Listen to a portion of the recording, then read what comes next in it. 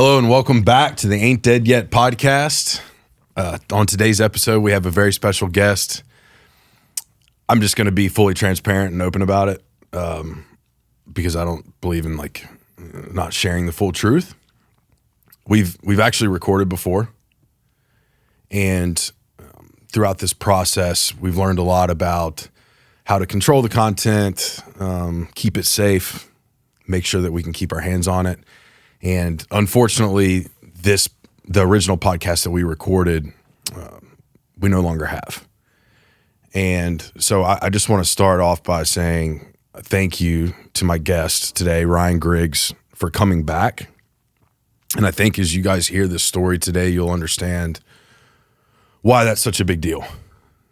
Because his story is incredible on so many different levels, and it's going to impact a lot of people, and I truly believe help a lot of people. So I want to welcome him back to the show. Welcome back, Ryan. It's pretty wild timing too, again, because I know the first time we met, we just randomly ran into each other at Sun Life, right, and then scheduled the podcast right before I was about to leave. It was a great episode, and then I left, and now I'm back, and I'm actually leaving tomorrow for the rest of the year for the road trip. So I don't know. In another way, it kind of makes sense coming back here and doing this again, right before, the rest of this year and this journey with Regenissance. Absolutely. I think that it's, again, we've talked about this, and you and I have talked about it before. We kind of felt that way about the first episode, but it was like God connected us at Sun Life that day. It was completely random. We connected and we're like, especially since I haven't seen. That was the first time I'd seen you in like 3 months too. Yeah. We've both been off in a cave somewhere, running into each other at Sun Life. And I'm like, dude, would you ever want to come on the podcast? She's like, yeah, dude, I'd come rip it. I'm getting ready to leave, though. So, if we're going to do it, we need to do it now. Yeah. And I was like, all right, we'll do it. And then we recorded, and then you left. And you're right, it's hilarious that, the opportunity has re-provided itself. And I think that that's just God saying, the world needs to hear this story. So either way, let's jump right back into it, man. Mm-hmm. I want to start off for the viewer and the listener. Can you please share with us a little bit about your early childhood? Yeah, that's a great question. So I'm from Southern Indiana. It was, stereotypical run-of-the-mill middle America. Very straightforward, I would say comfortable life. The biggest thing for me was I was always afraid of taking any type of risk. I was very risk adverse and just wanted to be the good kid. So I never misbehaved, which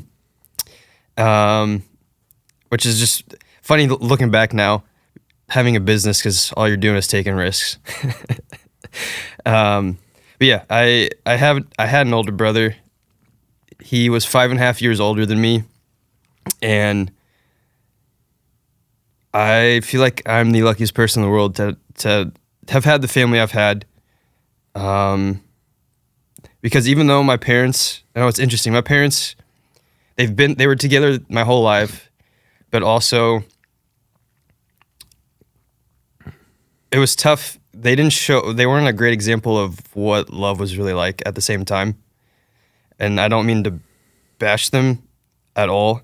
That's just how it was. I never saw them really hug or kiss, or my dad didn't really date her. And so a lot of that stuff actually, interestingly enough, I did not realize until pretty much last year. It's kind of interesting. That was another thing that's happened since starting my business is I've learned a lot about who I am as a person and taking it back to my childhood. And I mean, it took me 29 years to realize that. Yeah. To where one of my biggest insecurities too growing up was just the lack of confidence, because I was a very pasty ginger, but I was also fat for pretty much my first 17 years. And so I had severe confidence issues, and I couldn't look myself in the mirror. And also I've realized too, I was talking to a friend but 3 or 4 days ago, I truly believe that your childhood insecurities will be with you your whole life, but you just get better at managing it and living with it as time goes on. Because I always wanted to just shy those things away and say that, I've gotten over that. But even just with business and other things too, those insecurities will creep up. Mm-hmm. And I've now realized too that just having the awareness of all that and just keeping on what I'm doing really helps with all of that.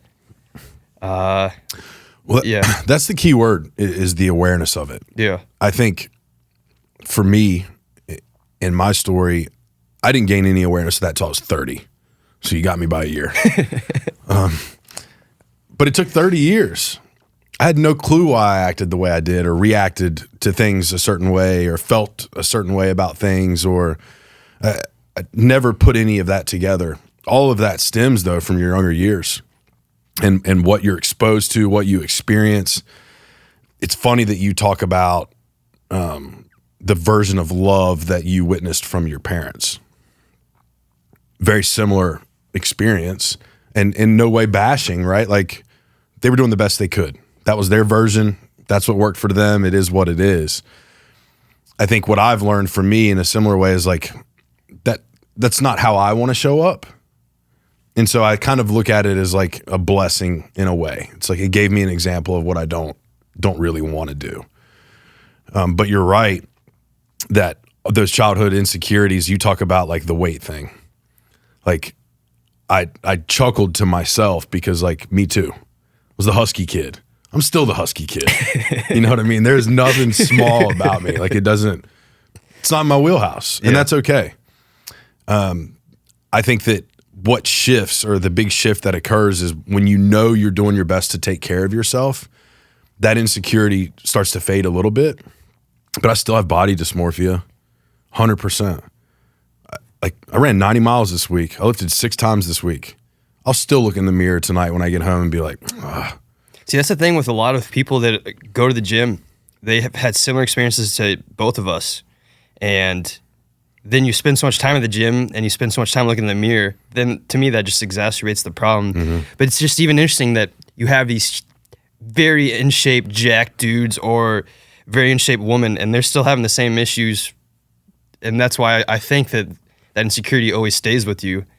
But it's just crazy how much carries on from your childhood, whether it be from your father or just from these insecurities, that it literally has a stranglehold on your whole life if you're not aware of it. Mm-hmm. Yeah, and you talk about the brother thing, and we're going to talk a lot more about that. But I had an older brother growing up, or I have an older brother, and he's 12 to 13 years older than me, depending on what time of year. And growing up, I idolized him. He was my big brother. I wanted to be just like him. And when you're that much younger, it's hard to be just like him, right? He's 13 years stronger, right? He's 13 years wiser. And so I kind of like any chance I got, I wanted to be like in his hip pocket and just be doing stuff with him.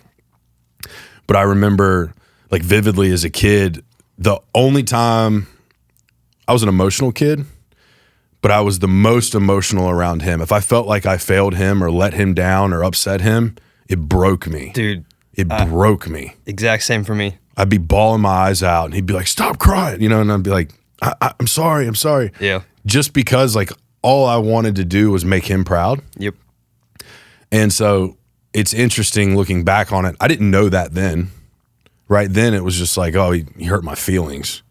But it's deeper than that, right? You when you idolize someone like that, or when you're growing up and you're like, I want to be him, I want to be just like him. When you fall short, it's tough. It really sticks you, especially at a young age. So yeah, I understand a little bit about that time gap. 5 years and 12 years is a little bit different, but still it's like a hero.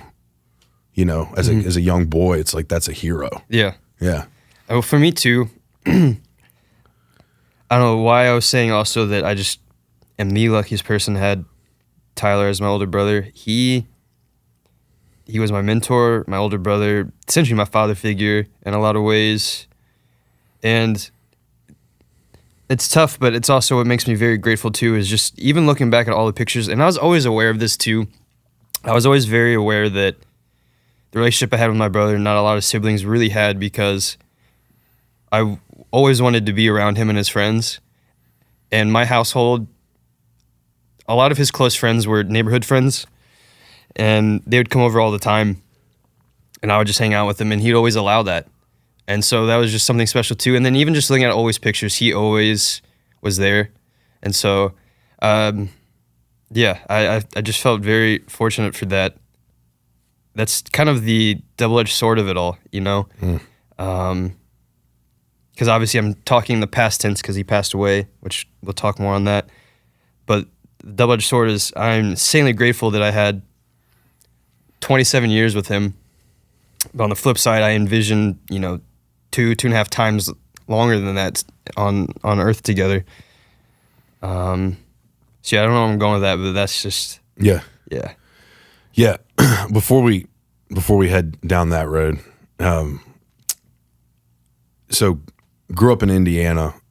I've been to Indiana. It's a lot different. It's like it reminds me of like Middle Ohio a little bit. That region's pretty similar. Yeah. Right. Kind of like from a cultural aspect and from these different things. But it's always interesting to me to hear like where people are from or where they've lived, and then they wind up in Austin. And for me, most of the people I meet aren't from here. Every now and then it'll happen. But most people are like, yeah, I came for a bachelor party, or I came for like a short-term project, and then I just wanted to be here. Yeah. What was the connection for you? Like what like says I'm going to Austin? This what year is this? July 2018 is when I moved down here. Okay. So the one thing I've learned about myself too is I'm an adventure explorer at heart. And so when I went to college and actually took Chinese as a language, Mandarin, for 3 years, pairing that with, I was part of this organization called ISEC, and it was essentially just a culture immersion student-run organization. It was incredible, to where I was essentially a minority in that program. There's people from all over the world at IU, and then there's all these other chapters. But through all of that, I realized that I wanted to get out of the Midwest and just explore. And so knowing that, starting, I would say, sophomore year of college, I just started looking at places to potentially move to. Because again, I also just wanted to push myself in a way, because I just grew up in a very, again, straightforward, easy life. My high school was kind of a joke, so I could just cruise along in high school. And then, yeah, I went to IU. And then I realized that the coast, East and West Coast, for my major was pretty good, because it would technically mean that I'd be working in tech. But I also noticed that the cost of living for all those places were getting higher and higher. And so I was thinking of just looking for places that were up and coming. And then I don't know how I found Austin on Google or why, but then I started looking into it, realizing that it had amazing, very underrated hiking and outdoors. Because, I mean, you have the Barton Springs, Zilker Park, but then the surrounding area of Austin, Hill Country, there's so many, I mean, Lake Travis, there's so many places to hike. Great music, great food. Did not have a winter, which I was already sick of. Even though Indiana's winter is pretty mild, I was at that point to where you can't just go sledding and enjoy it as a kid. So now all you have to do is shovel snow, and you got to deal with it and actually go to work. So I was like, no, screw that. So that weather. And then I realized that it's centrally located. It was more business friendly. So I assumed that more and more people are going to be moving down there as time goes on. And then I stayed at IU for 2 extra years for grad school. And then as I was applying for jobs, I was still applying nationwide, but I was really hoping to try to get something in Austin. And then at the time too, my brother lived in Dallas, and I was trying to get him to move to Austin, which he eventually did.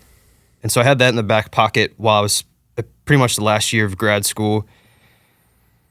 And I wasn't really finding any jobs elsewhere, because my background was user experience design. But what I was looking for was just specifically user experience research, which was a more like a specialized role, so there weren't nearly as many jobs. And so right as graduation was about to happen, I had an interview in New York. I went there, and I remember telling my brother that if that wasn't going to work out, I was immediately going to move down to Austin because it was also just right after graduation. I got the offer from New York, and it was, it might as well not even given me an offer. It was so bad. And so I immediately declined it. And then the next day, I had everything packed and drove down to Austin. And this was crazy about the divine timing of that. Is literally as I was driving down, I got a text from my friend who was in the same master's program but graduated a year early about this position at IBM. And they were looking for a UX research 6-month internship to hire in the Austin location. So literally as I was driving, and that ended up being the internship I got, and then that led to full-time. And which is my whole thinking I've had my whole life is there's so many things that I've been quote-unquote ahead of the game, but I was always so scared of taking any action to where it didn't even matter, which is also why the last 3 years after my brother passing, I've spent so much time just taking relentless action. Because it really is a night and day difference. To me, it's the only way through all of the hell that you endure, but also actually overcome it. Because I also think about going back to my father. I'm not going to go crazy into detail, but the whole reason I also spent so much time trying to overcome everything was I would think about folks in their 50s, 60s plus, even just friends I've had my whole life, to where a lot of their forms of escapism are simply because the trauma that they faced has controlled their whole lives and have the whole time, and they've just never taken the time to actually face it. And I did not want that, because I spent, again, 26 years of doing that, and I just got so sick of myself. So yeah, that was just kind of the nut up and shut up, essentially. And just the more action I took, and also, too, the second point was leaning into my intuition, because I'd always think about the times where I'd go against my gut feeling. Always regret. Yep. Always regret. And so I didn't know where my life was going to be headed, but I just kept following my intuition. And interestingly enough, that's led me to exactly this position right now with Regenissance. And yeah. Yeah. So what month in 2018 did you drive down here? So I graduated pretty much the end of May, Okay. and then drove down here not too long after. So my first bout in Austin, I came January of 2018. So we kind of got to know the same Austin when we first showed up. And I don't know about you, but I was like head over heels in love. Oh, I've always loved, it's interesting to see the changes even in the short time frame, but I don't love it less, right? I don't love it more. that's a great way to put it. I don't love it more, but I certainly don't love it less. Yeah. And I was over on the south side. That's where I started, on South Lamar. And I loved everything about it. I was here for work, and that first stint was about a year and a half, a little over a year and a half here. And it was something about Austin that was like, I could do that, right? I've been a lot of places. I've worked a lot of places. But something about this place was just special to me. And so it's funny, though, because I hear stories like yours or mine all the time where people are just like, I don't know. I just wanted to be there, and it felt right. And you talk about the intuitive side. I had so many signs that were right in front of me. And if I wouldn't have the answer after that sign, if that makes sense. But I had that answer. Yeah. And once I took that step, then the next answer would show up. Yeah. And it just kept happening because I was just listening. It was like, just pay attention, right? I would run, whether you want to call that, for me, whether it was intuition, coincidence, or God, I would decide in my head which one it was and then make my decision. It doesn't really, for me, it shouldn't work that way, right? I've tried to lean more into like, does it scare me? If the answer is yes, then I ask myself, why does it scare me? And if the end of that answer is growth, then I jump, right? That's kind of how I play that game now. Yeah. I have to, because most of my lack of decision-making or lack of leaping, strictly fear-based, right? Don't want to put myself out there too far, because what if I can't reel it back in and then I'm exposed and all these things? I lived like that for a long time. So you get down here, IBM, 6-month internship, and then that turns into full-time role. Yeah, and going back to the Adventure Explorer portion, once I got IBM and started learning more about their culture, and then with the design portion of IBM, because that was way more modern, I would say. Because I remember I was at a bar one time and I ran into a guy who's a former salesman at IBM. His experience was horrific compared to mine, and so I was fortunate to where I just the role I had in that group had way better treatment. So with that being said, I just remember they had UX design studios in Germany, and with learning Chinese and that organization, I really wanted to experience what it was like to live abroad. So I also had this mindset that I'd be in Austin for a couple years and then try to transfer offices to their Germany office, because deep down, my quote-unquote dream job was Spotify. Been obsessed with music since senior year of high school, and then I started using Spotify exclusively freshman year of college, and that's literally all I've used since then. And they started in Stockholm. I've always, and this is also where I learned too from just taking simple action, I was never the smartest or the hardest working, but I learned how to just be able to work with people, but then also just use LinkedIn and connect with people. So I already started talking to researchers on different Spotify teams in Sweden. So I had this mindset, I'd be in Austin for a couple years, go to Germany for a year or two, and then find my way over to Stockholm. But then the pandemic happened, and then my life changed so fast. Really fast. If it's okay with you, can we go by months and dates? Yeah. Like kind of the time from a timeline perspective. Yeah. So when I hear pandemic, I think March 2020. Yep. That's pretty much exactly when it started for me. Okay. That's when I think late February was kind of like you're hearing about it. Like people, there's a lot of fear mongering, whatever. We can get into more of that type of stuff later. But like March 2020 was like world's done. Yeah. Shut down. So I'd say January of that year, I had started these conversations of my intention of wanting to transfer to IBM Germany, and it was actually working to where I met the potential team that I was going to switch to. All the managers had the approval, and so it was just really starting that process. It's also funny whenever you're mentioning the pandemic, I think it was also around January, I was briefly seeing a girl who was from Wuhan, and she would talk about her parents living there, and she was giving me the rundown. I was like, oh, sounds terrible. And then that happened really fast to where then it shut down here in America. And then pretty much right as it started, I received the news that my brother had stage 3 colon cancer. And at that time, I just remember my anxiety immediately took me to his funeral. That was literally the first thought that popped in my head. And it's kind of wild because, I mean, that is what ended up happening. But that took me such aback because, again, going back to my upbringing, I had a very comfortable life. Did not go through many hardships. I have a really small family. Everybody on my dad's side passed away before I was born. And the really only loss I had was my grandmother, who passed away my sophomore year of spring break, which that broke me because she was essentially another caretaker for me. But outside of that, very easy life. And so when I received that news, that just felt like my world really came to a crashing halt. And I knew going into that too, if it would progress to stage 4, I would go back. Because he lived in Austin for 16 months.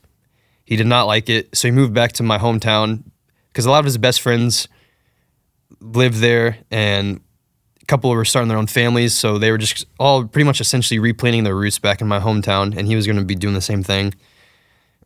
And so, yeah, I knew that if it had progressed stage 4, I'd go back to Indiana.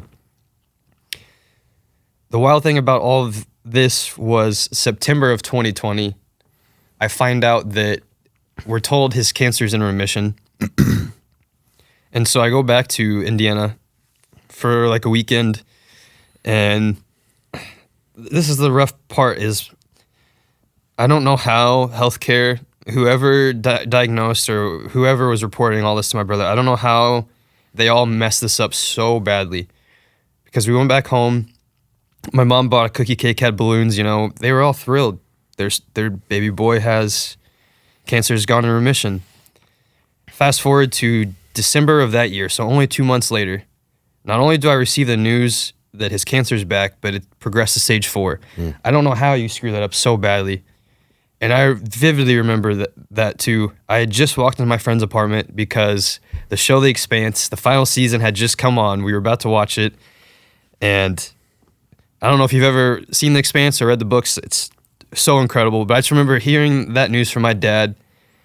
And I just walked back to my apartment, and I have this wireless vacuum. I remember I just unplugged it and just had the pole, and I was just beating the shit out of my couch with it. Just so frustrated, like how is this happening? Because I was also in a serious relationship at the time, to where she was going to be moving with me to Germany. I was planning to propose. And so I had all that in the back, and then all of a sudden that just came to a crashing halt. IBM came to a crashing halt. And so instead of going to Germany, I'm now taking 6 months off of 2021, the very first 6 months, to go back home to be his caretaker. And on top of all of that, my mom in 2019 was forced to retire from her health. She was a teacher for, 25, 30 years. She had shingles, sleep apnea, coronary artery disease, some of the most common heart disease. Her liver and kidney were both failing, and she needed transplants for both. But because of her heart condition, she was deemed inoperable. And I'm pretty sure in total, it was 12 or 14 liters of fluid drained from her lungs, from 5 or 6 different times, to where it was usually like 2 liters of fluid drained from her lungs. So she was massively suffering. And so I wasn't just taking care of my brother, I was really taking care of her too, because my dad was there, but he has a very bad back. He's had multiple surgeries, discs repairs, all of that. Really bad knees. I think last year he ended up getting a knee replacement. So I was really the only able-bodied in the household taking care of everybody. And through all of that, didn't sleep. And the times I was so exhausted, tried to sleep, I was just so stressed from everything. Did you eat? No. Because I was also vegan at the time. Okay. So it's funny, I moved to Austin, had the barbecue experience for a couple months, so I at least had that, and then went vegan for 2.5 years. Inspired by culture, people? Was there a person? So I did it on my own. It's funny, I found my way back into agriculture, because growing up, my dream job was to be a veterinarian. I worked at a vet clinic in high school. I thought I was going to go to Purdue my whole upbringing. Ended up going to the rival school, IU, just because of a gut feeling. So that was actually the first time in my life, too, was I had a gut feeling about IU, and I chose that purely on that. And that was at the time where I had no confidence in myself. I know, looking back, I don't even know how I did that, but thankfully I did. With veterinarian, and then, so that was always in the back of my head. But then I also didn't want to be a veterinarian because I got sick of just all the dogs, having to take care of pretty much the dead dogs at clinics, and I just wanted to not be numb to all of that. So I stopped with that. But then in grad school, oddly enough, I took a course at the Indianapolis Zoo to where I studied orangutans. Mm-hmm. And the first half of that semester, we had the zoo to ourselves. Freaking one-of-one experience. I don't know how we managed that, and what's funny enough is even before that, orangutans have always been my favorite animal. Because I was a ginger growing up, so I was like, those are my people. Yeah. But then actually once I started learning about them, I was like, okay, these animals are incredible. But then the second half of the semester, the zoo reopened and a lot of school field trips were there, and I just saw how we acted towards these creatures that their environment has completely destroyed, and so they're pretty much forced into these enclosures for their safety, or else they'd be extinct. And I would just see how the parents would try to do this or that to get a rile out of them, and while they're filming and laughing, and then I would see how visibly unappealing and pissed off and just sad the orangutans were, and they would actually follow their classmates around because we were the only ones that actually gave them respect. And so that was in the back of my head too. I've really never been to a zoo since then, and I I don't want to say I'm very anti-zoo because it's there for education. And again, a lot of the animals that are in these enclosures, it's because a lot of them are very on the close of extinction. But just seeing how we acted towards them was just so abhorrent and disgusting. And so that was in the back of my head going into Austin. I didn't watch any of the documentaries like Dominion, the really famous one. I watched a little bit of, his name's Earthling Ed, who's a very big vegan activist on YouTube. But outside of that, I don't know, I just kind of thought to myself, the wheels were kind of spinning in my head that I didn't need to eat meat to thrive and survive as a human. I never did the research for the protein's sake of everything. I just thought, tofu and all that would be fine. And then there's just this one dinner. I was making chicken, and I had a visceral reaction to it, to where it just made me sick. And it wasn't because of my cooking skills, even though they weren't that great at the time. It was just because I had that connection all of a sudden to where I don't need this. And so I gave it up right then and there. Got rid of all my stuff, gave it away to a friend. And then I just decided to be vegan right then and there. I had no vegan friends because funny enough, I couldn't stand the culture. Yeah. I could not stand the culture at all, especially in Austin, because Austin's a very big vegan community. When you think of like food trucks, Austin's a huge hub of food trucks. So they had vegan cuisine for whatever you'd want. But then I just stuck to my guns with all of that. I felt very convicted in my beliefs with all of that. With factory farming, I never looked into all the aspects of agriculture, just the industrial model. And then I realized later on in life, it was just because I was so disconnected from my food. Yeah. And we'll tie that back into your eating habits as you were going through that tough time. But I do want to say, here's what I respect about that.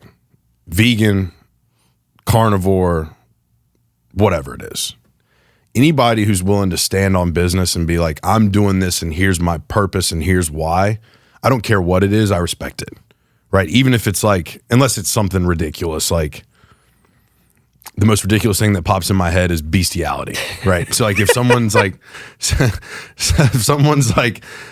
this is what I believe in because this is what the animal wants, then I'm probably gonna smack them in the face. Right? But like the majority of the time, like it's not harming anyone or anything. Yeah. Right. So like I'm like, okay, if that's what they feel genuinely, they have purpose behind it, like I got you. I support you. Sorry. No, that's actually said so great. But that's what popped up, right? Yeah, God help me. But that is true though, because even I'm reflecting now too, I had a lot of conversations constantly about veganism and whatnot, and they were never bad. And I never forced my veganism on people like a lot of vegans do. A lot of anyone does. A lot of Christians do it. Well, that is interesting. Right? That is about, because it would get very annoying at times where, there's a lot of truth because they would bring like the protein question and whatnot, but there were a lot of people that would ask questions and right off the bat, it was in a condescending tone. Mm-hmm. And so I'd just, I wouldn't acknowledge that and just kind of ignore it and got fine with that. But yeah, I was always in the mindset of we have different beliefs, but I'm not going to push my stuff on to you and vice versa, but we can have these conversations as to why I'm that. Yeah. If you want to know, ask. Yeah. And I'll share it. And so that's what I did have that a lot, and people were respectful. Because again, all of my friends, interestingly enough, a lot of them would be open to having some vegan food, and that was fine. So it really wasn't actually that challenging at the time. Now looking back, my diet was crap. Mm-hmm. I've got a really close friend who's played in the vegan game, but he's, from my understanding, I'm sure he'll listen to this and text me and tell me I'm not completely correct, but he's definitely like a vegetarian now, and he's been that way, I want to say like 4 or 5 years. And like, it's really hard for me to argue with him that he needs to eat meat because like the performance of his body, like I'm just keeping it real, like that works for his body really, really, really well. He's really effective. He's one of the most elite athletes I've ever met. And he's like, this is what works for me. This is where I feel best. And I'm not going to argue it because his performance is greater than mine. Right. Yeah. And so I think there's something to be said though, with all of these diets, with everything, like it's very hard to say that there's one thing that's good for everyone. Like it doesn't harm anyone. Right. And I think that's where the open-mindedness needs to like remain. It's like, it's okay if somebody does something different, if it really works for them and it's really what's best for their body because they've had years and years of like scientific change within them, that's the only thing that it accepts, right? I get all that. But I think, and we'll get into this, and I'm excited to get into this, I think that as humans, we've tried to create so many things, and food being one of them, that we've kind of like got away from the whole purpose of it, like what the food is for and why we need to eat certain things and what's been provided to us, right? Like that's where I struggle a little bit with it. Like lab grown meat, for example, I'm like, for what? Right? And then you get into the argument over the animals, and I'm like, and we'll get into that too, but like, I'm also very sensitive towards animals. Like I can't stand, I have like 3 morals that I will become physically aggressive over. Someone hurts a child, someone hurts a woman, or someone hurts an animal. I don't care who you are, right? And I'm at peace with God with it. Like it is what it is. Yep. But animals are in that category for me because like they're defenseless, right? Like the orangutans, like they didn't make that choice, right? So when humans treat them like trash, like, yeah, it should infuriate you, right? It should make you feel like, hey, like, what's your problem? Like, do you not understand, like, these animals, these living creatures, like, they do have feelings and emotions and thoughts and different things like that. So, like, I do understand the argument people make around animals, but I also understand on a very deep level within, if you want to get into, like, the agriculture side, and we will, that these animals, not all of them are industrialized, right? Not all of these animals that are eaten live in a room this size with 30 other animals, right? Being force-fed certain things to grow to a certain size to create a certain amount of volume so that somebody somewhere can make some profit, right? It's not, you can't group everything into that category. So I think back to what your original statement was, and sorry, I just got like long-winded and sidetracked, and it's my fault for sure, but everything that we experience and go through, like, hey, I'm gonna be a vegan for a while. More power to you. Like, check it out. If you wouldn't have done that, right? Maybe you wouldn't be where you're at now. No, my only regret was I was vegan for too long. 2.5 years was way too long. But I mean, I learned a hell of a lot. Especially with just the conversation overall is health, because now I'm pretty outspoken against veganism, which is why, it's just yet another reason why I have my apparel brand and educate on agriculture, because I just truly believe that the missing connection for a lot of our issues is our disconnection from our food, and that's just with that too. I was on the track for my whole life buying everything from a grocery store and never visiting a farm or ranch or talking to a farmer or rancher. And now saying that out loud is mind-boggling. And it's even more mind-boggling that that's the majority of the population right now. Would you say, and sorry to cut you off. No, you're good. I think something else that I've come to learn about you that I also deeply respect,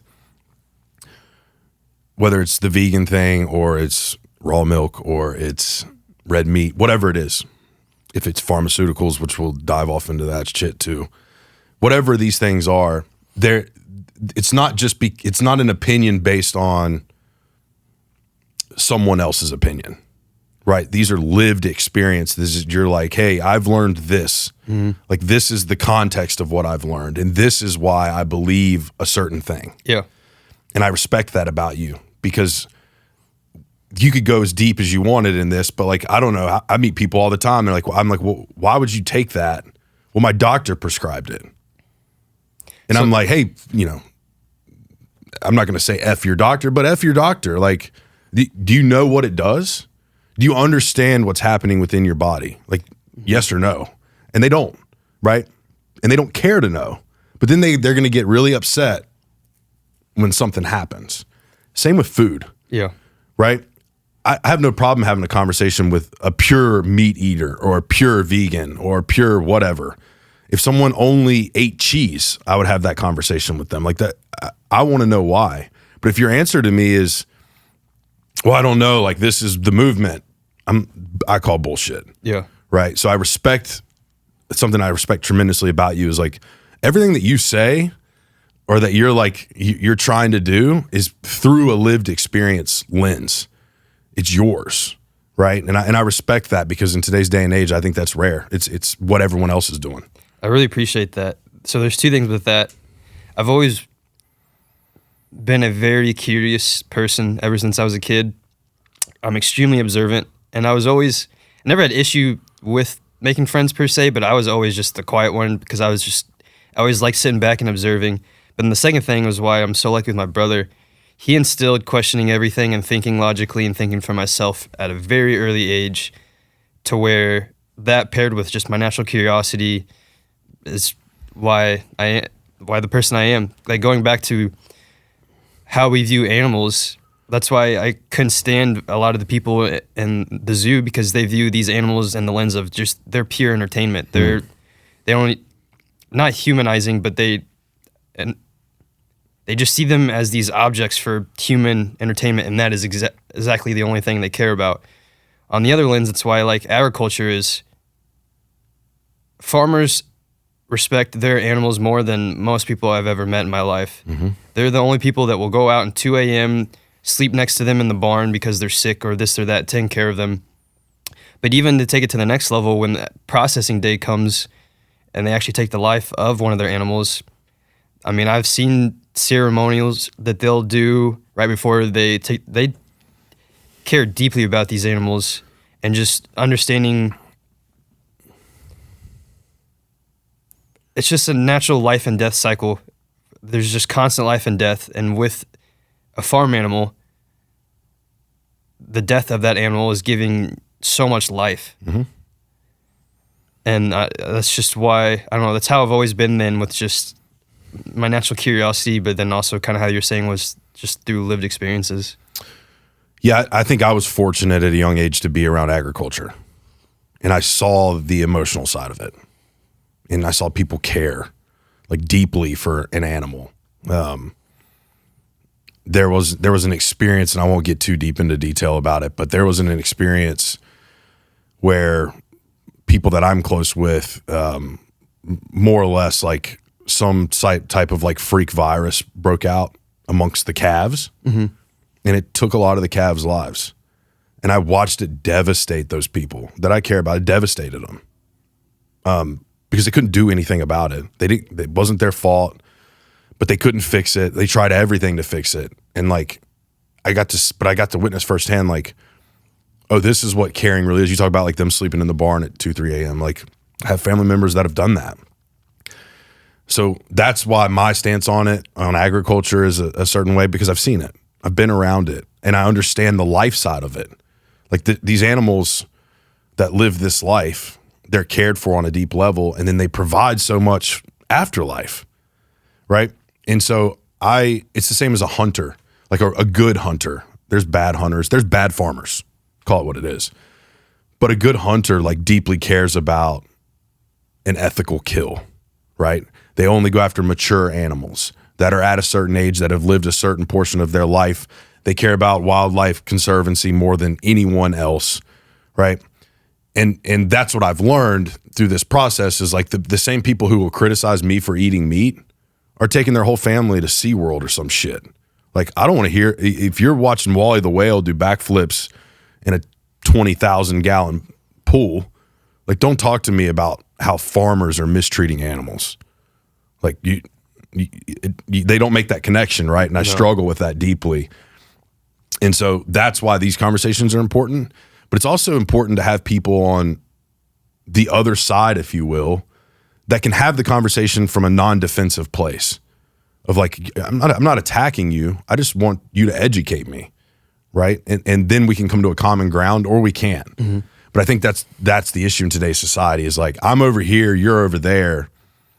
There is no middle ground. Like, you're wrong. And it's like, well, it can't be all wrong. You know what I mean? Like, but either way, we went real sideways there, of course. But I love that. I think it was a great conversation because it's important. Yeah. All right.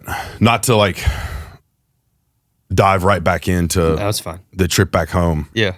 But that we were talking about food. And you said you weren't sleeping. You Yeah. weren't eating well. The first 2.5 months of that 6 months, I stayed in my parents' place in the same room with my brother, because then the other 2.5 months he was in the hospital. But how I could describe a typical day would be, I wake up pretty early, like 5 or 6, help with my mom, get her breakfast, take my dog out, or my parents' dog, I should say. And then if my brother had an appointment to our oncologist, would take him to that, or if he had chemo, would take him to that. And then the whole day would just be making sure that he is as comfortable as possible. Because I remember going back to whenever we received the news that his stage 3 was in remission, I went back, and he was fine. How the whole process would work it was a 2-week period to where the first week you have chemo, and then would kind of wreck him for the rest of the first week. And by the middle of the second week, he'd be playing tennis or working out, and that's how he'd be doing it. And we all know cancer is bad, obviously.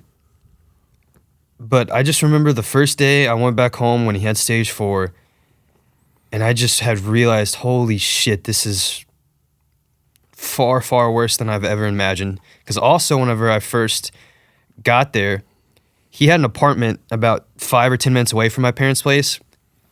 And we had the agreement that I'd be staying at his apartment and would just go during the day and take care. Like, that's the mindset I had, not thinking that cancer doesn't stop at 9 to 5. Yeah. It's 24/7. And so that lasted a day. And the only reason why it lasted a day, because I remember I got there, my brother was already in immense back pain. He had so much pain. He was taking opioids for it, but you could have had to take a separate or certain dosage for a certain time period, then you have to wait until the next time period. And I just remember him texting me, could I go back, because I had already left that evening to go to his apartment, if I could go back and stay with him. And I told him no, because I was already so fucked up on marijuana and alcohol, because I just couldn't deal with what the hell I just saw that's happening to my brother.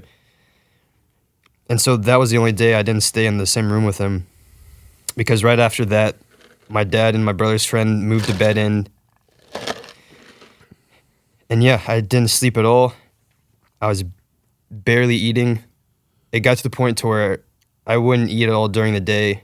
And then the only reason why I would eat was I would go out into my car about 5 or 6 p.m. and just smoke as much weed as I possibly could to force myself to eat, to numb myself to what I'm seeing in person. And so I could also potentially sleep, because I was not sleeping at all. My brother was so helpless that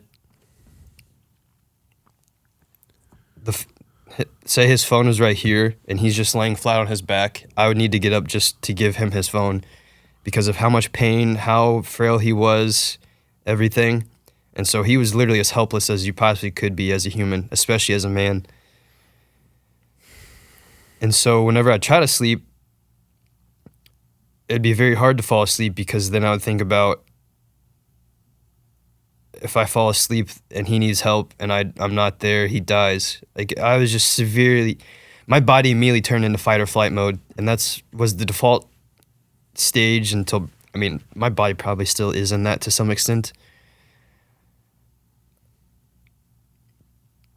It got really, really, really bad to where none of the chemo treatments were working.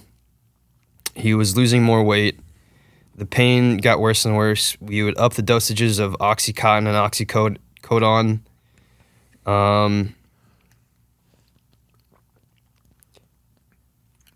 I'll just say full stop. The whole reason why I do everything and why I'll do everything for the rest of my life with agriculture, food, social media, whatever, is so you don't have to experience a single second of what I went through with my brother.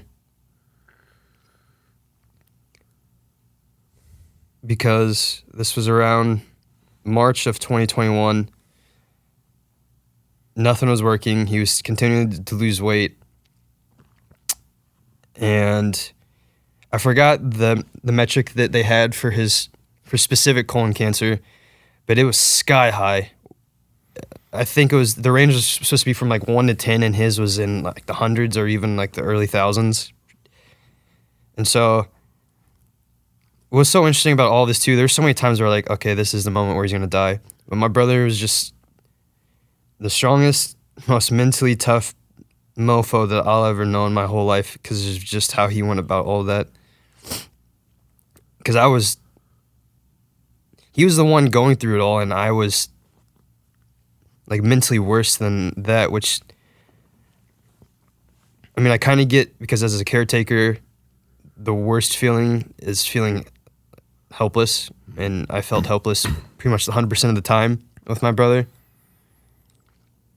But he was given 2 weeks to live, and this was, mid-March. I just remember there was one time he hadn't bathed for like a week and a half or 2 weeks because he got so weak to where all he'd be doing would be either sitting in the recliner or to go to the bathroom, and then would have to get up just to take him to go to the appointments. But at that point, he was pretty much in a wheelchair just to get around. And so I helped bathe him, and he took off all his clothes. And I love history, so I've seen a lot of World War II stuff. And I've seen just the movies on the Holocaust, and he looked straight up like a Holocaust victim. I saw his whole entire spine. He weighed probably like 110 pounds, 105 pounds. When you say just skin and bones, that's literally all he was. And whenever I literally helped bathe him, I could feel his whole spine like it was a dinosaur, whatever those dinosaurs with the spikes. That's literally how it felt. And I remember just after that, I had to take a walk outside for hours just because of how much that fucked me up. That my 32-year-old brother was like that. And what's even more fucked up is he got into the hospital. I'm glossing over a lot of stuff because it's still really, really hard to talk about. Mm-hmm. I'll mention this part. He nearly died because we were just sitting there. Again, he had 2 weeks to live in, so he accepted his fate, essentially. And so we just hung out as brothers in his room. And it was about 10 or 11. Oddly enough, we were watching The Expanse because I tried to get him to watch that forever, and we were finally watching it. But then he felt like he was being stabbed over and over again. I called the oncology about it. I also don't understand why they told me this. They said, whatever you do, don't call 911. So I hung up and called 911. And fortunately I did, because had I not done that, he would have died that night. So we went to the hospital. He had to have emergency surgery that night. And that experience was like straight out of a movie. It was just me, my dad, and the security guard, not knowing if he was going to make it alive through the surgery, because it was about an hour and a half surgery. And this was, 10 or 11 p.m. at that point. And I also remember, before he was going into surgery, I told my dad, if there's anything that you want to say in case he doesn't make it, and so you don't have any regrets the rest of your life, say it. Because I guess that's the one silver lining behind being his caretaker was I made sure that I talked about everything under the sun and that I had no regrets. I wish I would have said this or that. I made sure to not have that. So he made it through the surgery. What happened was he had so many opioids that blocked his system. He had a perforated bowel, so part of his colon just pretty much ruptured and blew a hole, which explained why he felt like he was getting stabbed. So the surgeon took part of his intestine and wrapped it up in his colon. Looking back, I wish he died that night, because the following 2.5 months in the hospital,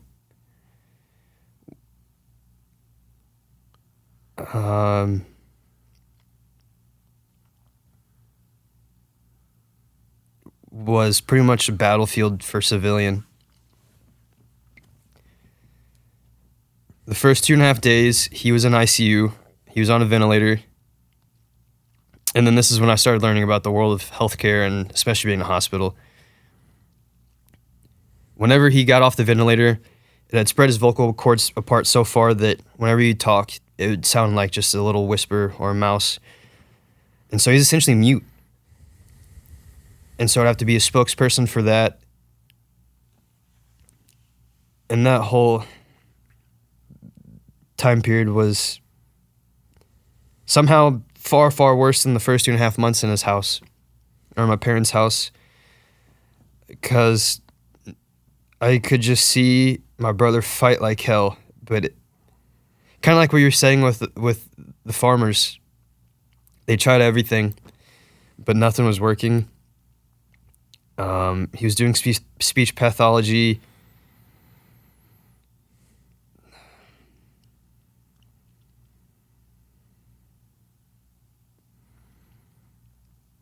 He just got so weak. I know I'm kind of bouncing around all over the place. You're good, man. Because then also this was during the pandemic, so he was moved to a long-term hospital, and they had different rules to where you could only have 2 visits per day, 2 people visit per day from 12 to 8 p.m. So I created a spreadsheet of friends and family that would want to A, visit, but B, also help take care of him. And that long-term care facility was atrocious. It was the only one in my hometown, essentially. And I remember the first day, one of the nurses was absolutely on meth. A lot of these other nurses were travel nurses. Some of them could barely even speak English or understand English. And so I was like, great, this is what's happening to my brother. Because I remember there'd be times I'd be with my brother and we would ask the nurse to repeat what we said, and they have no clue what the fuck he was saying. And I'd have to leave the hospital knowing this is the nurse taking care of my brother while overnight. His cancer continued to spread, and it didn't really matter. They kept upping the dosages of every possible medication. He was on fentanyl patches. He was on this or that, literally everything, and nothing was working.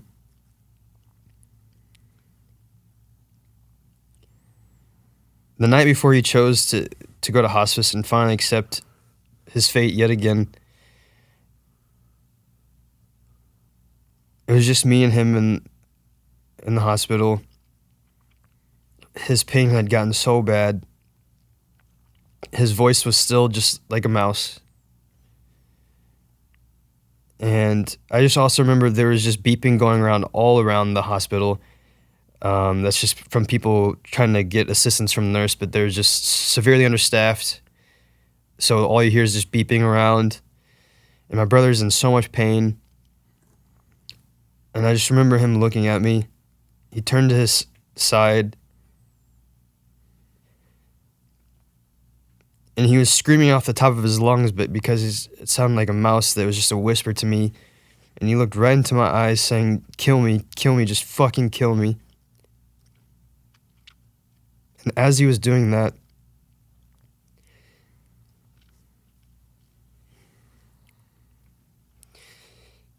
he took the gun, or metaphorically speaking, as he was looking in my eyes, and he pulled the trigger. And the very next day, that exact same thing happened yet again, except my father had to be there to witness it. And I also remember, too, this is why there's so many incredible people in healthcare, and I feel so sorry for people like this woman. She was a nurse, and she was on her knees, bawling her eyes out, telling my brother over and over again, I wish there was more I could do. I feel so hopeless. And that exact phrase is the best way to describe what it's like to be a caretaker. Because I've always thought that if push comes to shove for the people that I love, that I would sacrifice a lot, even my life. And that first day I saw my brother, I would have immediately done that. And so I wish I could have given that nurse a hug. Because what she doesn't realize is this whole healthcare system not only failed my brother, but they failed her. Mm-hmm. And that's why I try to tackle it at the root cause for me, and that's the food.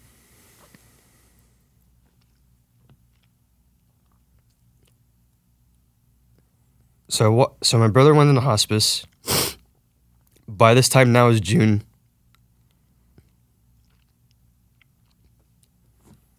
And he was only in the hospice for 2.5 days. His birthday is June 14th. And June 11th rolled around. And I also didn't realize this happens.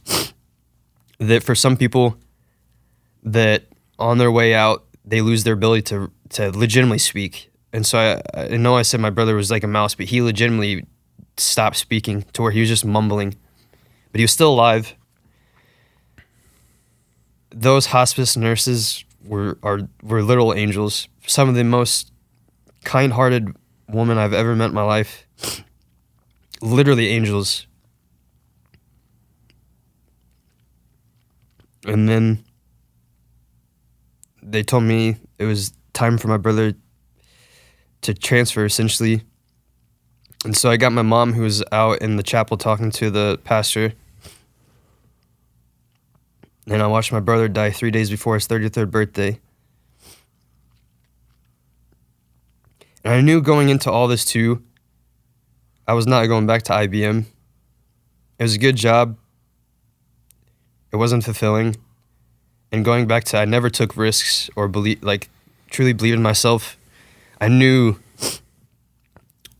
that, I had a feeling that my brother was going to die. But I knew if that was going to happen, that I was going to quit my job and just figure it out. And so I did exactly that. I ended things with that relationship too, because I didn't really talk about that, but this absolutely destroyed all of that to where I completely shut her out. I mean, I didn't know it at the time. I couldn't handle everything because, I mean, like I said, I had a very straightforward, comfortable life. And so all of a sudden life just came crashing to a halt and I could not hold everything together. So I quit my job. My brother passed away. My mother was on her way out. And then I ended things with a relationship that I thought I was going to marry. And so, yeah, my life literally came to about as a crashing halt as it possibly could.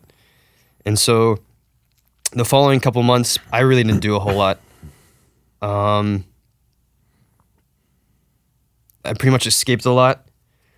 Fortunately, this is where Twitter comes into play. I started using Twitter and started following a lot of people in different types of niches, I guess, that aligned with me, like Bitcoin business, fitness, all kinds of other things you can think of. I was able to find it and just kind of soak up everything like a sponge.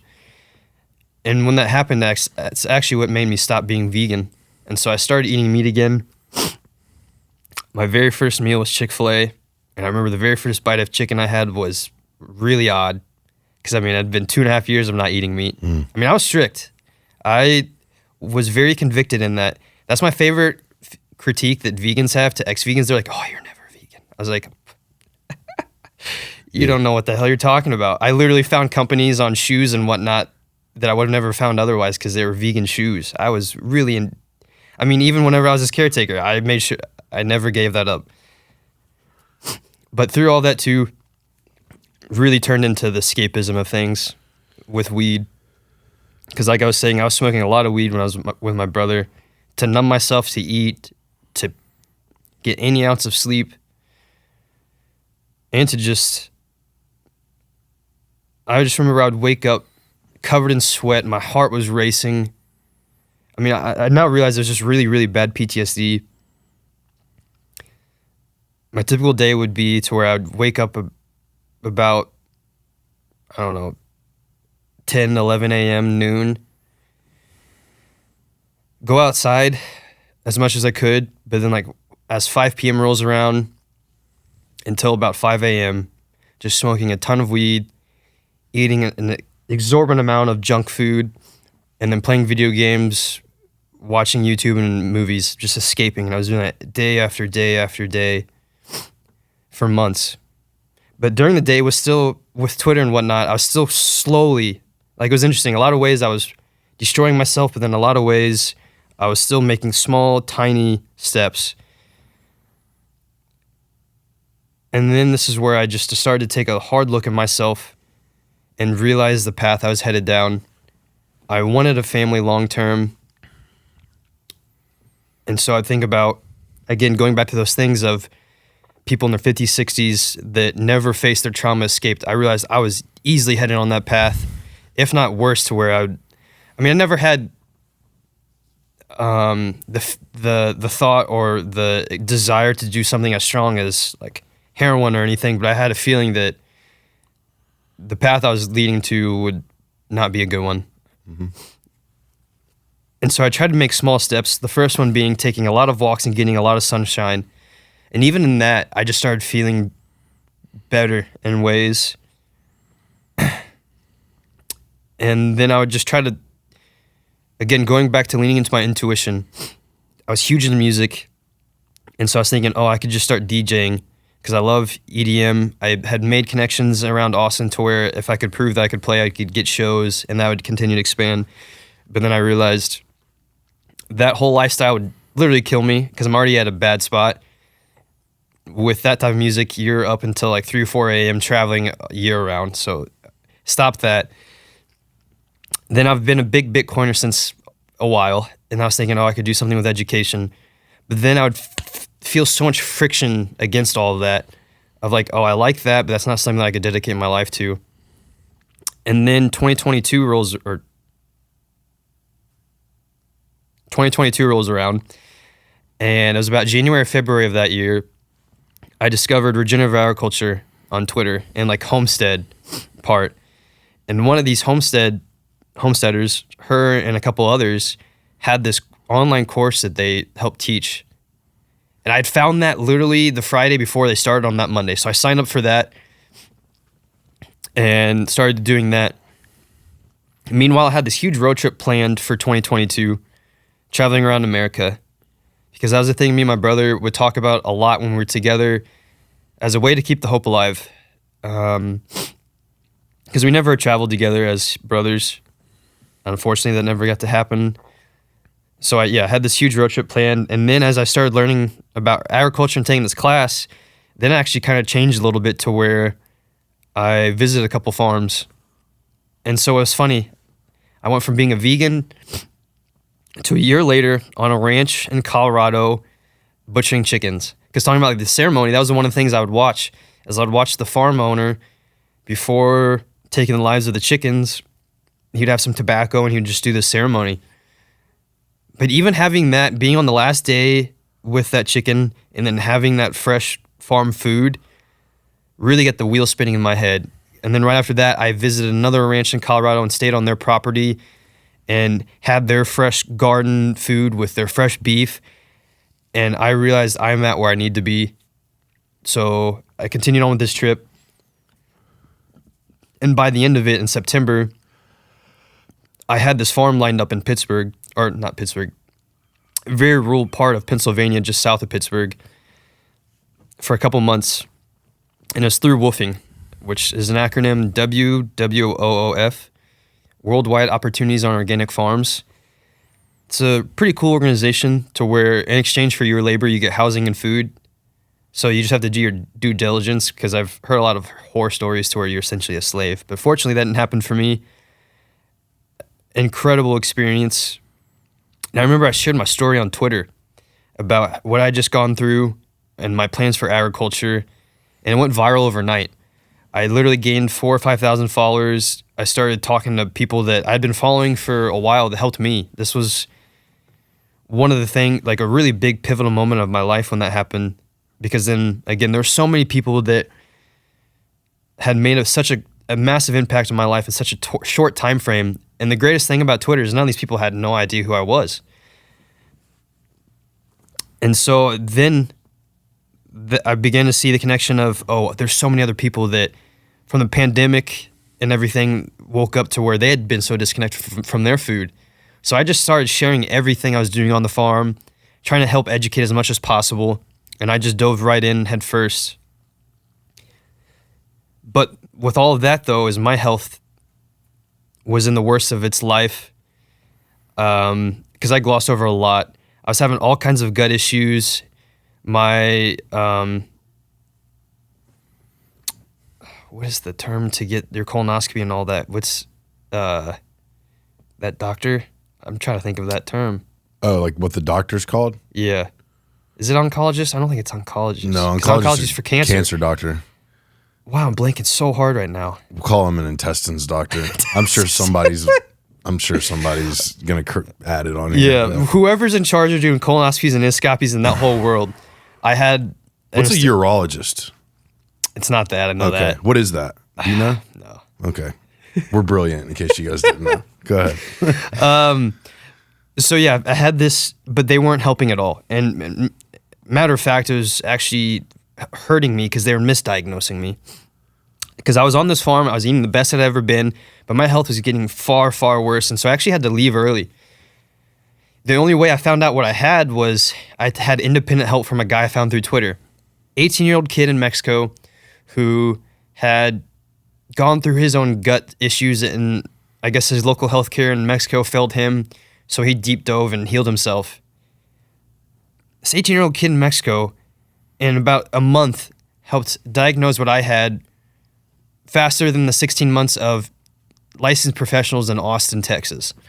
And I found out I had a lot of deficiencies in vitamins and minerals, but the most important thing was Hashimoto's, which is an autoimmune disease.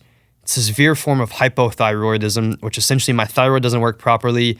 And the biggest issue is around energy, which explained why no matter how much I slept, it's like I woke up and I didn't fall asleep. Excruciating, painful joints, poor memory, brain fog, all of that. So I started addressing that slowly. I had another ranch lined up February 1st of the following year in 2023 in Northwest Montana to continue on of my journey of just sharing everything. Because then also after that, I was going to travel the world to different farms and ranches. I was going to go heavy with YouTube. I had a Substack that I was going to start. So I had this huge thing of just educating and then also showcasing of what agriculture is like to really bridge this massive gap of the food producers and literally everyone else. Because the only reason why we've been able to get to where we're at, the only reason why we have these awesome cameras, all this technology, is because of food and because of farmers and ranchers. And so I just wanted to dive deep into that. But 1 week before this ranch in Montana, I was in Boise, Idaho, had the worst health scare of my life, to where over a course of 3 days, I went to the bathroom about 90 times, all bloody, crazy upper abdominal pain, crazy lower abdominal pain. And what was wild about this was I was lying in my bed in this Airbnb loft trying to get comfortable, and it was like deja vu all over again, because that's exactly what my brother was doing in his bed. I was like, do I have cancer? Mm-hmm. And so those thoughts were propped in my head, even though a year before that, I already had 2 colonoscopies, no polyps, all clean. So I was thinking that hopefully it's not cancer, but still might be. Well, and let's call it what it is, your trust for the healthcare system at that point is probably not great. It was zero. Right. So like, given the timeline that you talked about previously and how from September to December, essentially, everything shifted so drastically. So like, if you had colonoscopies a year ago, you're probably like, well, they could have easily just missed. Yeah. You know what I mean? And I think that's part of the I don't know if that's the PTSD too, but it's like, I turned into a constant weight of that. Yes. I turned into hypochondriac because also even that the months after my brother died and I was in Austin with those gut issues, there's twice where I went to the to the emergency room because I thought I had this cancer or that cancer, and they're like, what are you doing here? Because I just realized I haven't really told anybody about that. I had very bad anxiety, PTSD, to where I would just start panicking and just drenched in sweat. And then, I would just drive straight to the ER and have that. And that was going on consistently. But even when I was on the farm and my health issues were getting worse and worse, I scheduled an appointment with the local intestinal doctor, because I still can't think of the term right now. And I remember I walked in and I told them, the first thing I told the lady was, do not prescribe me antacids, because that's what I continue to be prescribed, and they don't work. And she literally jokingly checked off the box and goes, there goes my first line of defense. I was like, are you serious? This is where we're at. Yeah. This is exactly where we're at. So fast forward back to the January of 2023. This was Friday night, and I realized, okay, what's going on is way too serious for urgent care, so my only other option is ER. The next morning rolls around. I had to go straight to the bathroom. And at the time, I was still sleeping with headphones in with rain sounds because that was the only way I could fall asleep. And I noticed the rain sounds would just be getting muffled. And then my eyes were closing in, and I realized that I'm about to pass out here. No one else is here. No one's coming to this Airbnb until the next day for whenever I check out. And I don't know why this is happening. So I thought, if I pass out here, I'd die. So I went straight to the bed, learned that day that you could literally talk yourself out of not passing out. Because I was just, over and over again in my head, I was just like, Ryan, you motherfucker, you're not passing out here. And then I just really focused on my breath, took a couple deep breaths. Slowly but surely, my hearing and eyesight came back, and I just drove straight to the ER. So I get into the ER. They do a bunch of tests and whatnot.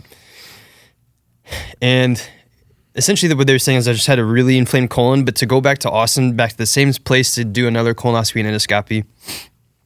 So they let me go because fortunately, I mean, I drove straight to the ER. Fortunately, this was like 7:30 in the morning on a Saturday in Boise because it was still dark out and sleeting. So I just ran every red light because no one was on the streets just to get there. So yeah, they let me go. I went back to my Airbnb. It was around 4 or 5 p.m. that Saturday. I could feel myself on the verge of passing out again. And I was not panicking, but on the verge. So I packed everything in my backpack because I was in the mindset of, I'm by myself. I'm going back to the ER and I'm staying here overnight because I need to have somebody to make sure I don't freaking die. I get there and I mean, it made sense. I was just severely dehydrated. And so they gave me 2 liters of fluid and then they sent me away again. But again, going back to healthcare, that's on them. They should know that I needed fluids the first time. And because of that fuck up, they're like, oh, here's an additional $3,000 hospital bill. So that's what I got out of that. So there's just so many of those examples through these years with healthcare that is why I was so focused on what I'm doing with agriculture. But they let me go. I come back to Austin. And I was in the mindset of, I'm going to recover in Austin for a couple months. And then I was going to go back out to this bison ranch in Montana in May and then continue on with my journey. And man, I just remember coming back and kind of going back to the insecurities, but I just had felt so defeated because I'd spent so much time. It had finally been, 16, 18 months of slowly but surely not even rebuilding myself because I just had to build a brand new foundation. Like I was saying, my world came crashing down and I had to build. It was just like literally like a tsunami just destroyed my home and I hand by hand built it all to where again, I was like, I finally figured out my mission in life with agriculture and I had this huge plan and now I'm back to square one. And this is where just having really valuable brothers in your life is so crucial because I called my friend Jim and he essentially just talked sense into me. He's like, what are you talking about? That's essentially the whole thing was, what are you talking about? And that helped a lot. And so I just tried to not get down on myself about everything and just recover. And I was up in North Austin near one of the parks. So I just walk there a lot and hang out under the shade during the days. And just randomly one day as I was walking, a thought popped in my head about an apparel brand in agriculture. No idea where that came from, but I thank you, God, for that. And I realized, so I just started doing research right after that and realized there's no cool looking apparel at all that revolves around agriculture. All there really is like the cabana arcade hunting art styles, which is so outdated. There's some apparel for each individual brand of a farm and ranch, but they don't want an apparel brand. They want a farm and ranch, and they just want some apparel attached to that. So it's like, okay, there's a really big opportunity here for that. But then I realized I could make this where I'm now realizing it's essentially a grassroots movement, because the medium is apparel, but the message is education and awareness around agriculture, and just really going heavy on that. Because we're tribal by nature. So I was thinking that if I could make cool looking apparel the right way, that people could really get behind that. I didn't have a name for the brand yet. And I remember I was, again, sitting at the park, writing ideas down for a name, and Regenissance popped in my head. I did not come up with this word. My friend Case is a wizard for all this, because a year prior to that day, I was talking to my friend Case on the phone, and we were thinking about doing a podcast together called the Regenissance Podcast, because I started really diving into regenerative agriculture, but for him, he was into more holistic health things, and so that word just worked so perfectly together for that podcast. But then I realized, that word would work perfectly for this brand, because it takes two words, regenerative and renaissance. Like I said, with regenerative agriculture, but then our bodies are very resilient.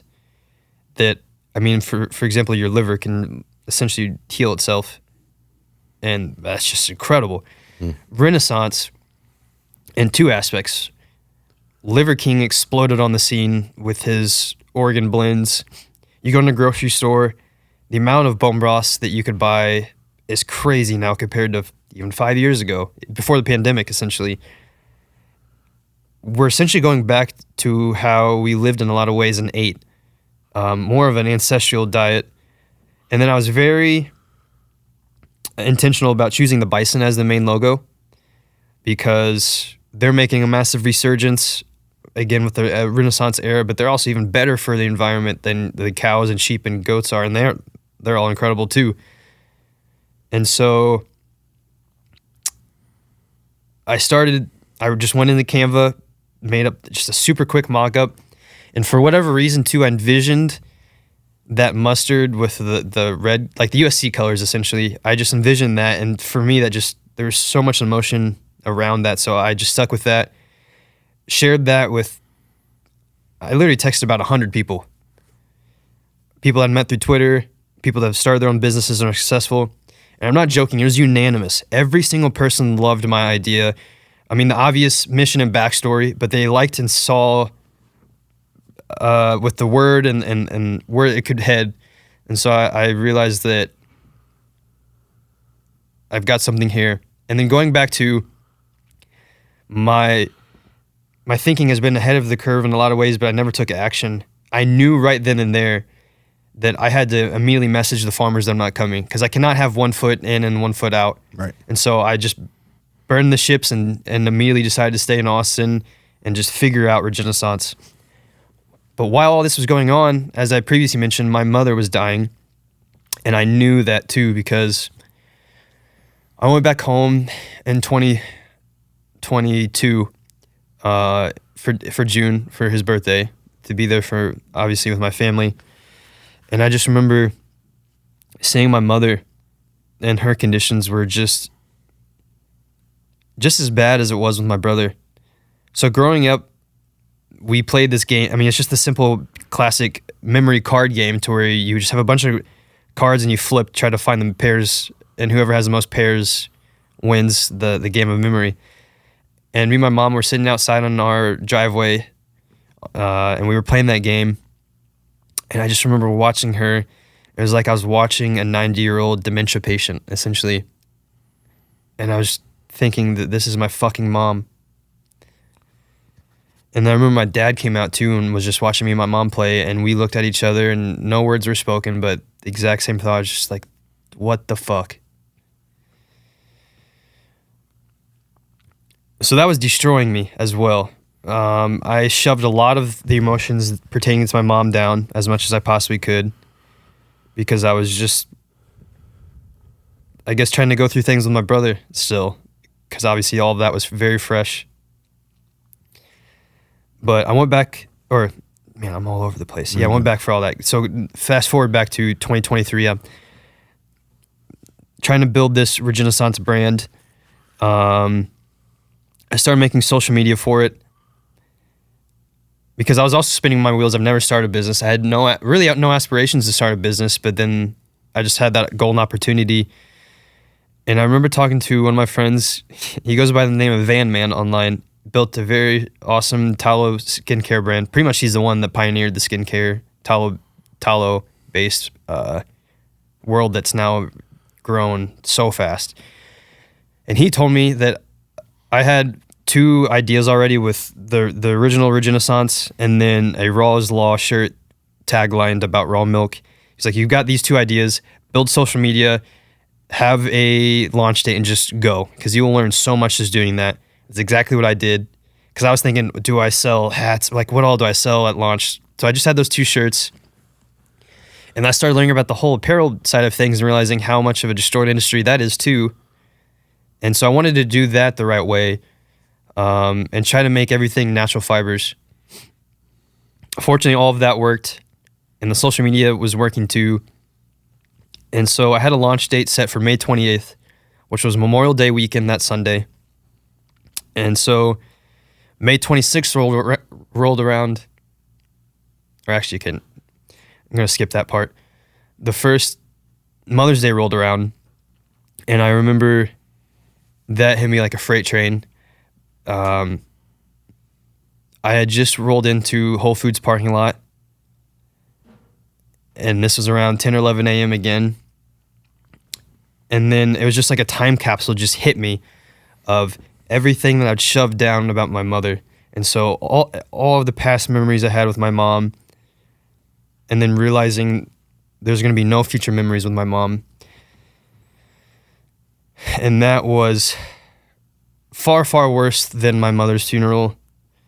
Because I remember I was just driving around just releasing a lot of emotions, essentially. Because, I knew for a fact that was going to be the last Mother's Day. This was the last year with my mom. And so Memorial Day weekend rolls around, and she texted me that Friday asking for my website of my business, which I was thrilled, but I was also taken aback because she had not reached out to me in a while. But that's purely because of her she cognitively declined massively, because my whole life she was always the one, she would text and pretty much call me every single day. Mm-hmm. And so as time went on, that was another tough thing, was just seeing her cognitively was brutal. But she reached out, and I thought that was great. She saw my website and everything, and now I realize why. Because launch day rolls around, I had it scheduled for noon central. A very successful pre-launch. I was thrilled with everything, and I was just about to head to a cookout at 4 p.m. Like, I remember it was pretty much 4 p.m. on the dot. Was about to turn on to Mopac to get onto the highway to get to friends to, celebrate the launch, but also just to celebrate Memorial Day and have a good time.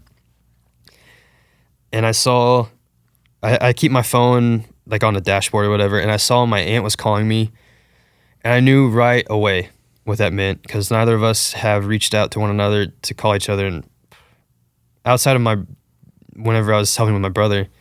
And so I answered, and surely enough, my mom died. She happened to pass away on the same day that I launched my brand, which now looking back to me is a sign from God, as weird as that might sound. But it's also just wild that she at least got to see my website, which is tough but great, because she at least got to see the very beginning.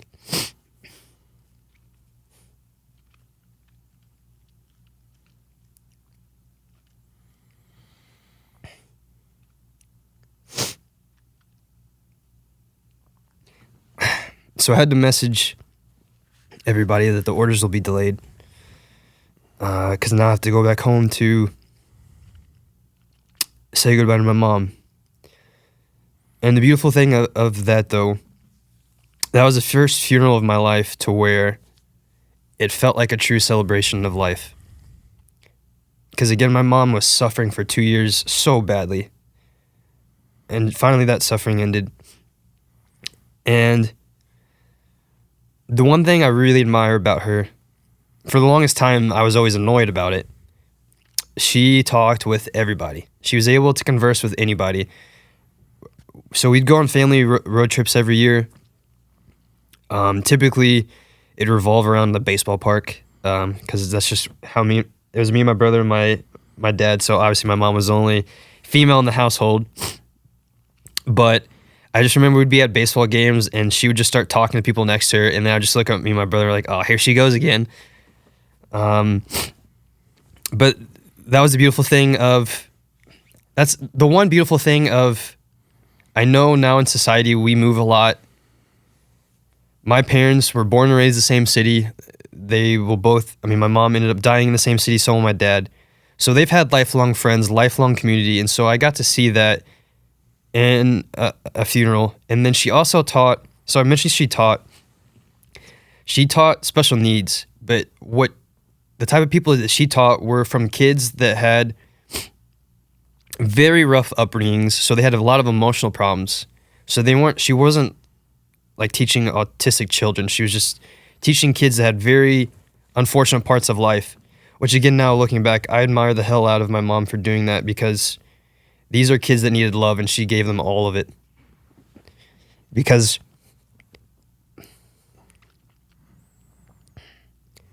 one of the most successful students that she had ended up becoming a teacher, and he actually ended up speaking at the funeral. And it was incredible.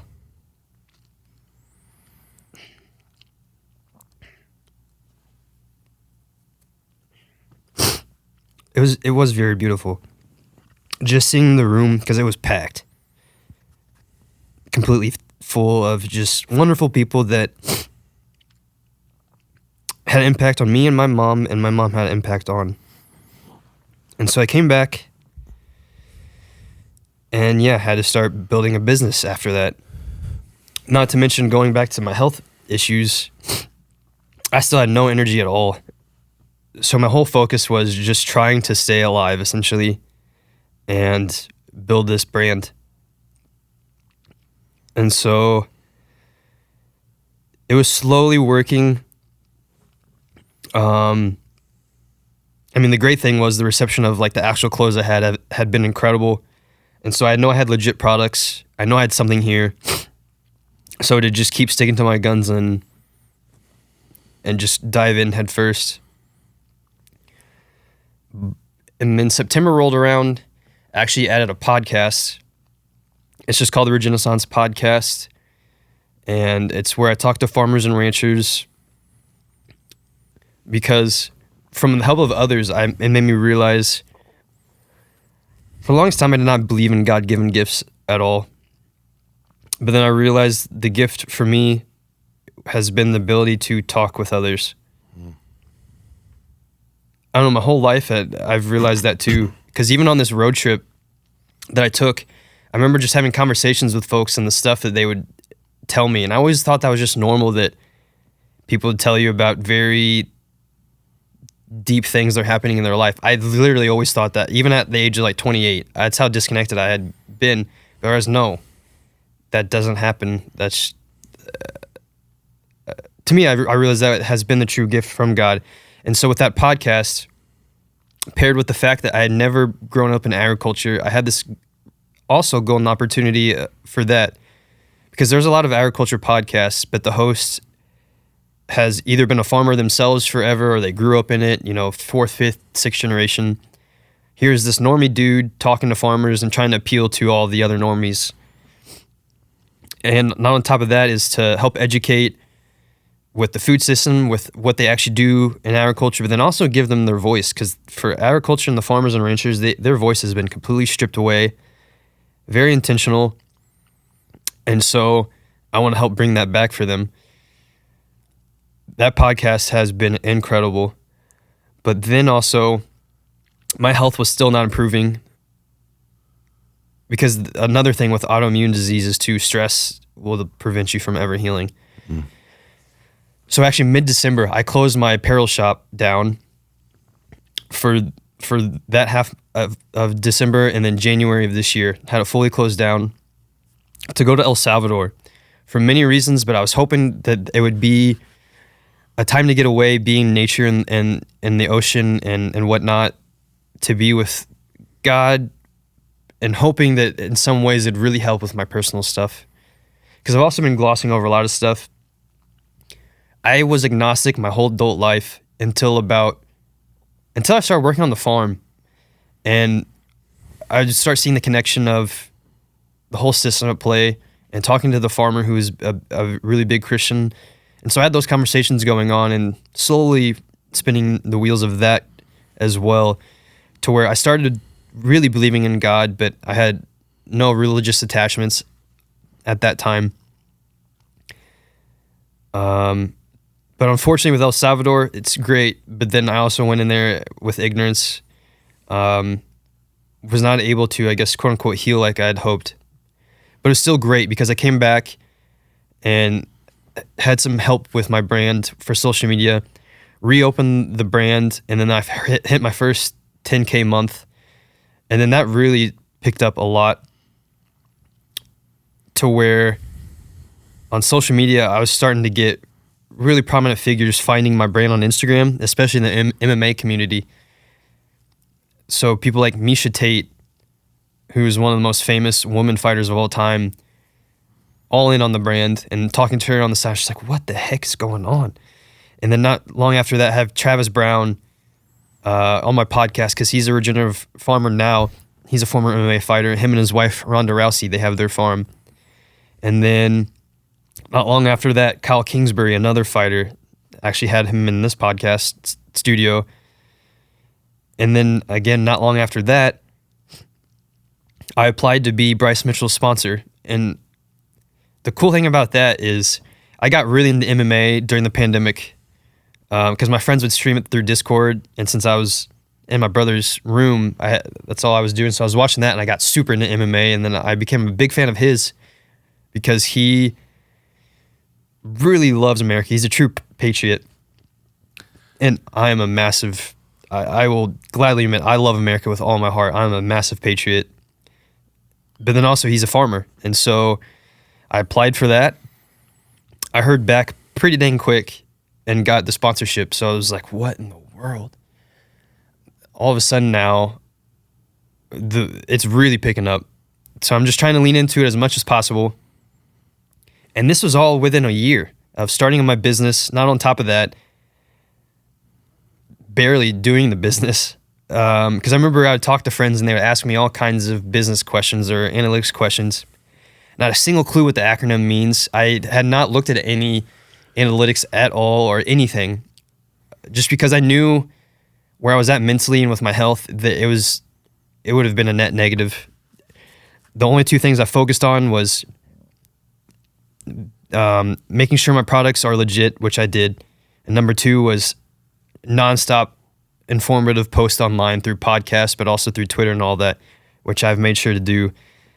And I had a feeling like deep down, if I had focused on those two things, it would work. And that was working. But still deep down, I was in a lot of pain. I was holding on to a lot. I started going to church, to Thrive Church, which is actually how we met. And that was really nice. I mean, I've not been very involved, willingly admit that. Like, I've not really gone to any of the Bible studies or any other events, but I tried to go to church as much as I could whenever I'm in town, which had been amazing, because I have not gone to church since I was 18. And I could just feel deep down that's where, like, I was yearning for that.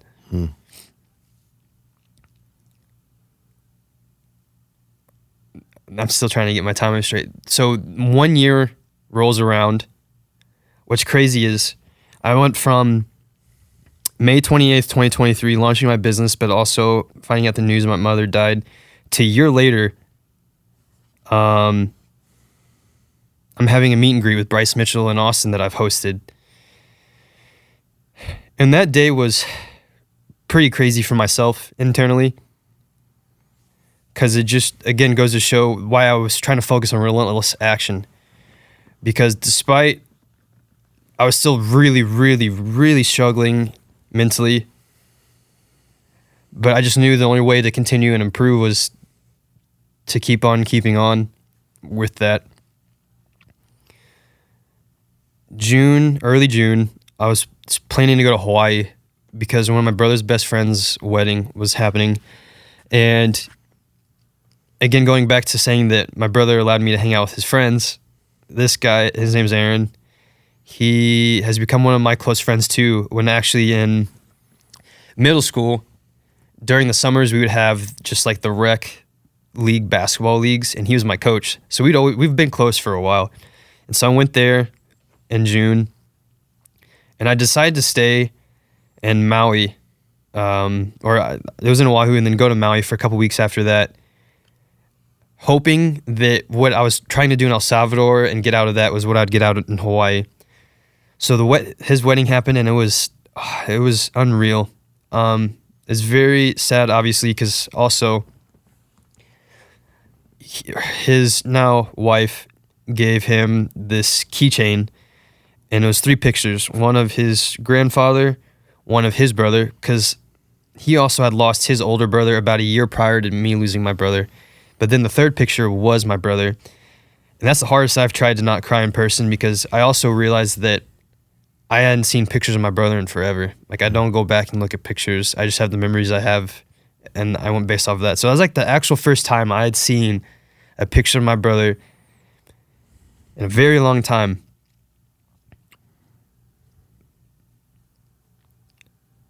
But again, yeah, that ceremony was so beautiful, and just very grateful for that opportunity.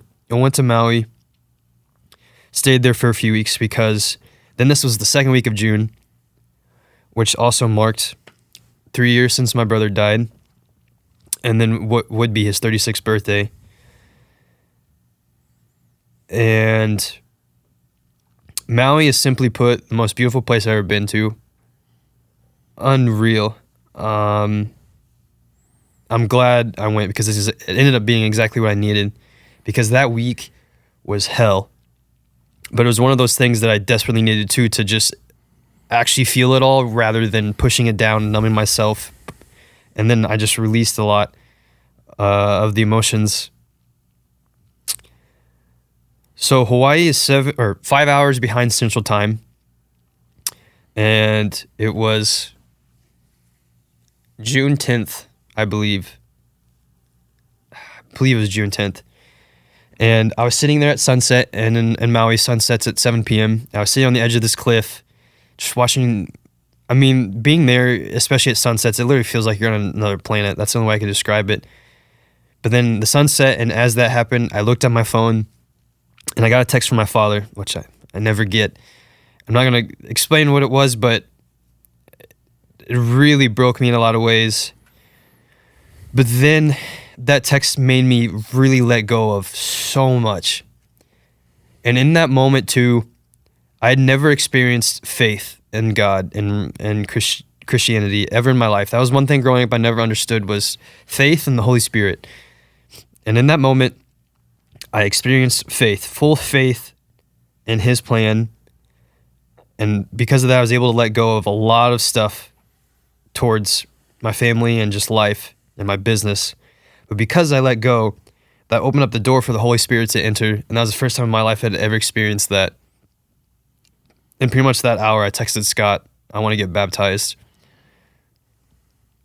And so I came back, and things have been really progressing with the business in a lot of awesome ways. And then 2 Sundays ago, I ended up getting baptized. And now, I know I talked to you right before this actually started, this podcast, that tomorrow I'm leaving for the road trip for the rest of the year, to where I'm visiting farms and ranches for a lot of these media side of things, kind of going back to what I believe to be put on this earth is just to talk with people. Mm-hmm. And I could not be more stoked for that. The interesting thing though is there's still so, just because I got baptized and just because all these good things, there's still so much turmoil inside that I just got to continue trusting in His plan and leaning in. This is why I love Harry. He would always tell me just to lean in, and I think about that a lot. And just leaning into my business, leaning into the friendships, leaning into God. And I know things will continue to progress and make me a stronger person. You know what I hold on to out of what you just said? In that same breath is the statement, more will be revealed. When it's time, more will be revealed. As long as you stay on that path. I never understood too, like God signs. 100% believe that now. Like what I was saying, this, as oddly as it sounds, my mother passing the same day as my brand, to me, that's a sign of you are exactly where you need to be with what you're trying to do with the brand.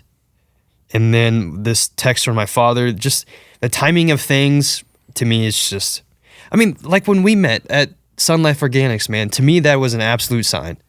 This conversation is a sign because I won't go into a ton of detail. I'll tell you off camera. And more will be revealed. But I've been battling with some decisions about my future, put it that way. And I think God put you here today to show me what I need to do in a lot of ways. We're very aligned in some of our thought processes. Yeah. Like this relentless action, kind of running into the friction as long as on the backside of that is where we're supposed to be headed. I think that every time we have a conversation, the time we talked to Sun Life, I think you talked about apparel, and I was like, yeah, I just started a podcast. And then I was like, yeah. And the apparel thing got in my mind. Well, we just put our first order in for 50 hats and 50 shirts. I'm not going to be an apparel company, but like I want the message out there. Absolutely. And it's like, for me, every time we get to connect or have a conversation, even though it seems like it's quarterly at this point, it impacts me in such a big way, man. And I know the people listening, it has to do the exact same thing.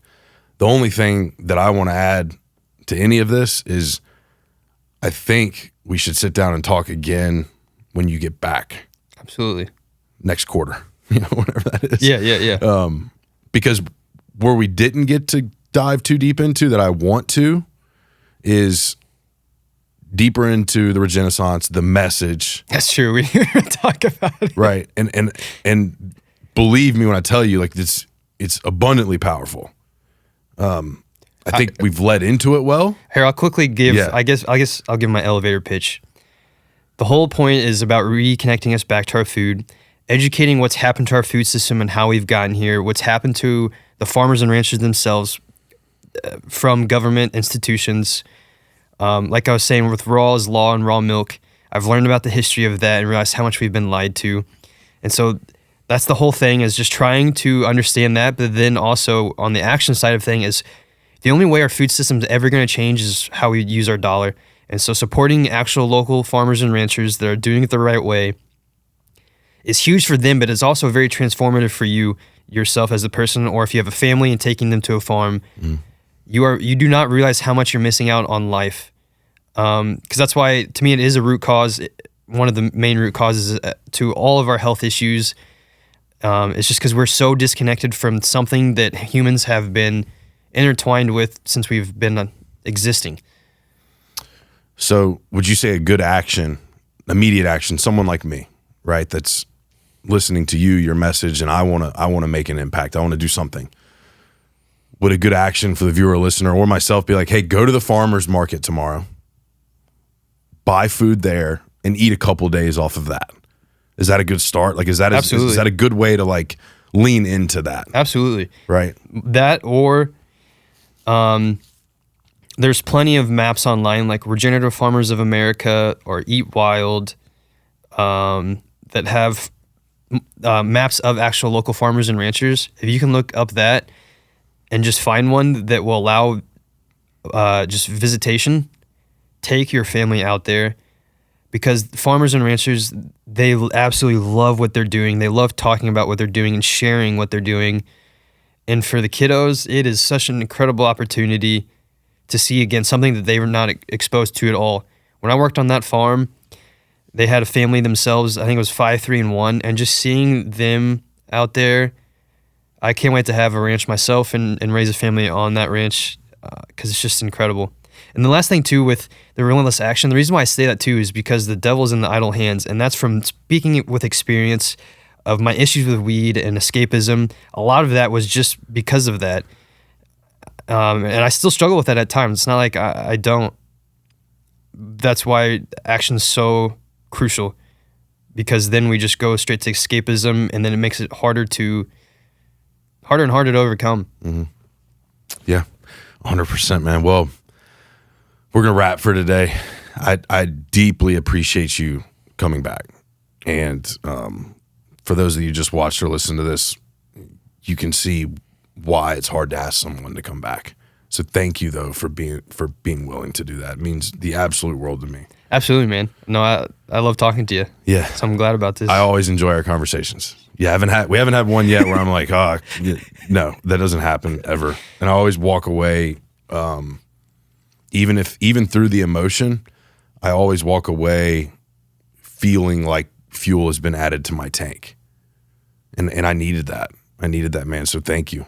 Well, thank you for this too, because it's actually very therapeutic in a lot of ways. So I appreciate it. Absolutely, brother. Well, that's going to wrap for today's episode of the Ain't Dead Yet podcast. We appreciate you guys tuning in, listening, and watching, and we'll see you soon.